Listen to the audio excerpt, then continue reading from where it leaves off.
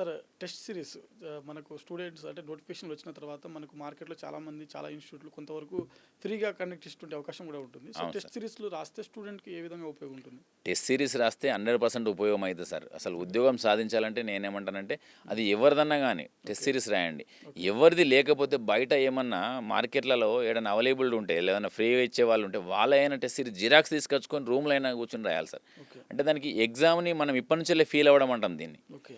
ఆ విధంగా ఫీల్ అవుతూ ఎగ్జామ్ రాస్తే సార్ నేను ఒక 22 టెస్ట్ సిరీస్లు రాసిన సార్ అప్పుడు. అంటే నేను బయట వాళ్ళ దగ్గర రాయలేదు సార్. నేను ఉస్మానియా యూనివర్సిటీలో తీసుకొని జిరాక్స్ తెచ్చుకొని రెగ్యులర్గా రోజు ఒక పేపర్ని రాసేవారు. ఇవాళ జిఎస్ రాస్తే రేపేమో అర్థమెటిక్ రీజనింగ్, రేపు అర్థమెటిక్ రాస్తే నెక్స్ట్ ఎల్లుండి జిఎస్, ఇట్లా టైం ఇంటర్వెల్స్ పెట్టుకొని రాసేవాడిని సార్.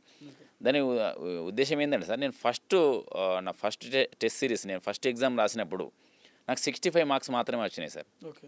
దాని తర్వాత నాది 150 అండ్ ఎబో, ఏ పేపర్ రాసినా 150 అండ్ ఎబోకి రీచ్ అయినా సార్. నేను 22 పేపర్స్ రాసేవారు 200కి.